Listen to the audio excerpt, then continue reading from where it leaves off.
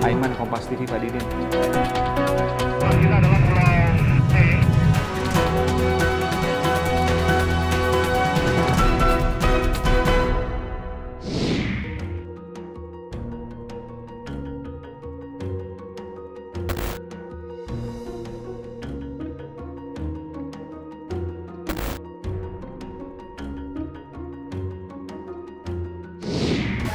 Saudara, saya sudah bersama dengan pakar psikologi politik dari Universitas Indonesia, Profesor Hamdi Muluk. Terima kasih, Prof. Sama-sama, Aiman. Terima kasih sudah diundang. Terima kasih kembali. Iya, iya. Prof, saat ini kita lihat di pemilu 2019 ada pekerja sol sepatu, ada penjual cakwe, Iya. ada tukang urut, Iya.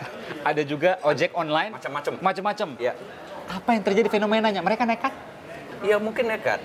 Kalau kita lihat bahwa kesempatan terpilih dengan sistem proporsional terbuka, Yang sekarang sistem ini? yang kita pakai itu, ada 19 partai berlaga.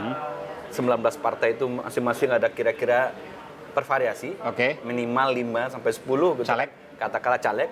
Katakanlah listnya terisi semua 190 ya. Sementara jatah kursinya cuma 6 atau 8, katakanlah 10 lah Perdapil. per dapil. Oke. Itu maksimum 10 dengan diperebutkan 190 orang. Kan nggak nyampe Ini bicara peluang nih ya? 3% peluang, berbicara peluang gitu. Jadi peluang tiap orang untuk jadi, katakanlah DPR, Betul, RI, Iya. pusat, itu hanya 3%. 3%. Jadi kalau 3%, kalau seandainya banyak, artinya, oh nggak apa-apa deh 3%, yang penting ada. Kan sama-sama 3% ini, artinya orang pantas mau ikut. Karena walaupun cuma 3%, tapi kemungkinannya banyak. Ya, tentu itu tadi kita bicara probability statis secara matematis. Ya. Nah, tentu ada probability lain yang misalnya bahwa kalau orang tuh makin terkenal, Aha. ya kemungkinan terpilih lebih besar. Mhm. Terus catat ya, Ya, faktanya memang begitu. Ya, kalau orang misalnya sumber dayanya lebih besar, dia punya misalnya jaringan-jaringan Oh, oke. organisasi, oke ya. Dia punya komunitas banyak gitu loh. Dia pokoknya sumber-sumber selain Ya, uang, ya. uang juga. Jadi fakta terkini hasil riset tentang vote buying itu agak menyedihkan juga angkanya saya lihat. Gitu misalnya bahwa orang bisa terpilih karena membeli suara tadi, vote buying itu angkanya berkisar dari 20-30% juga. Vote buying itu nama lain dari money politics. Oh oke. Jadi ya itu pasti dengan berbagai cara akan terjadi. Kalau tadi 3%, itu bicara biasa-biasa saja. Ya. Tapi ketika tambah tadi misalnya katakanlah money politik yang mungkin nggak ketahuan, itu akan jauh lebih tinggi. Iya, betul gitu. Kalau seandainya orang nggak punya uang, kemudian yang maju menjadi caleg entah DPR atau DPRD, maka peluangnya kecil dong. Nah, itu jadi masalah sekarang. Walaupun dia punya semangat yang besar. Ada orang Anda bilang nekat tadi itu. Oke. Sebenarnya dia tidak punya tadi sumber daya yang Punya cukup. integritas yang hebat misalnya. Nggak ada jaminan sekarang. Nggak ada jaminan. Nggak ada jaminan. Kalau studi-studi tentang voting itu, sekarang paling banyak orang terpilih emang faktor ketokohan dalam pengertian popularitas dulu. Oke. Popularitas itu paling penting sekarang. Kedua, tadi punya sumber daya itu. Jaringan-jaringan keorganisasian itu bisa dimanfaatkan. Termasuk uang juga. Ya, ya, termasuk tiga sumber daya uang itu. Jadi ini, nah, kalau misalnya faktor sumber daya uang itu dari secara empiris, dari studi-studi akademik, pengaruhnya sampai 20-30%, artinya kita resah juga melihat kan bahwa faktor uang itu berpengaruh sampai 20% atau 30%. Anda mengatakan secara ekstrim tidak ada tempat bagi orang yang punya hanya integritas, tapi bisa jadi orang punya tempat dengan integritas dan politik uang, atau hanya dengan politik uang saja. Iya, exactly. Jadi kita harus akui bahwa faktanya ada orang yang hanya mengandalkan uang, dia terpilih. Oke, pertanyaan. Anda punya data itu, Anda punya, meskipun kita nggak menyebutkan namanya. Ada. Angka untuk kemudian dia bisa dalam tanda kutip membeli suara, berapa yang harus dia keluarkan? Anda melakukan penelitian atas itu? Dengan sistem yang sebenarnya proporsional terbuka dengan multi party yang extremity, sistem multi party yang ekstrem itu, terlalu banyak orang berlaga di dapil itu dan fotonya bertebaran. Secara psikologis, manusia sulit mengenali seratusan orang itu. Pada saat hari H untuk mencoblos nggak akan ingat itu ya? Dan nggak mungkin Anda dipaksa menelaah seluruh rekam jejak, seluruh kompetensi Anda pelajari orang itu, terus Anda baru menimbang dengan sangat teliti, saya akan memilih si A, si B. Sekarang itu banyak bias sebenarnya. Itu biasnya adalah bias popularity dan bias availability.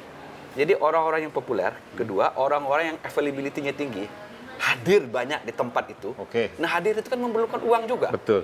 Dia bikin kegiatan macam-macam. Belum tentu dia kompeten sebenarnya jadi politisi. Hasil dari 3 tadi itu, dia makin sering, oke, ya, dan dia memberikan sesuatu. Ini kan berkaitan dengan ujung-ujungnya UUD juga. Uang. Uang. Dan berapa uang yang harus dia keluarkan? Pertanyaannya adalah, ya, dari mana dia dapat uang itu? Oke, ya. Jadi yang Aiman tadi katakan nekat itu, dari pemilu sebelumnya, kan banyak tuh yang masuk rumah sakit jiwa. Iya. Stres, terus. Karena memang tidak realistis.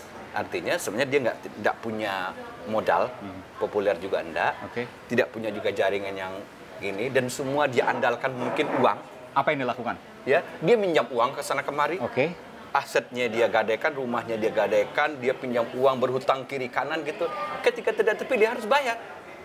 Stres, depresi, dalam tanda kutip, gila itu masuk penyakit Dan jiwa. itu fakta dari penelitian Anda? Ada. Oke. Kalau seandainya ini terjadi terus, apa yang bisa membahayakan untuk demokrasi kita dan untuk negara kita?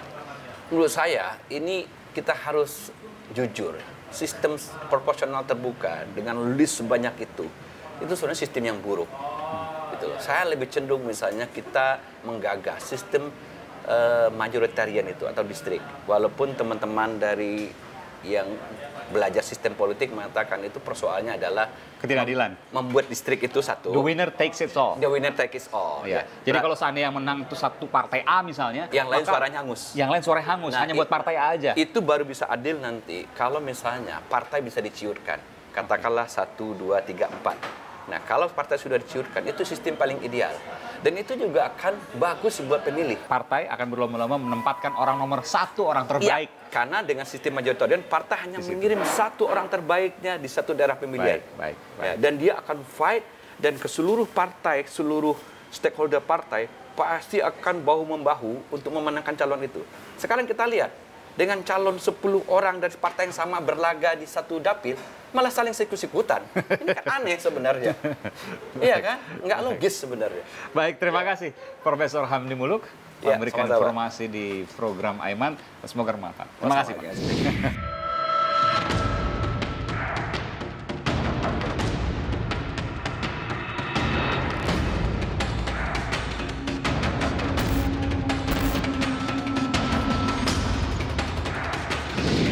Katanya mesti banyak uang atau banyak kenalan atau tegar jika tak mau dikatakan nekat maju ke ajang pemilu raya.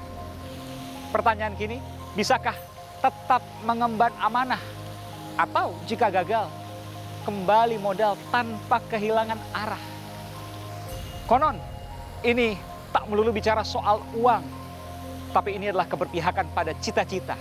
Meskipun realita tak bisa sepenuhnya dihilangkan. Selamat berjuang bagi mereka. Semoga amanah dan tetap sadar dalam setiap langkah. Saya Aiman Wicaksono. Salam.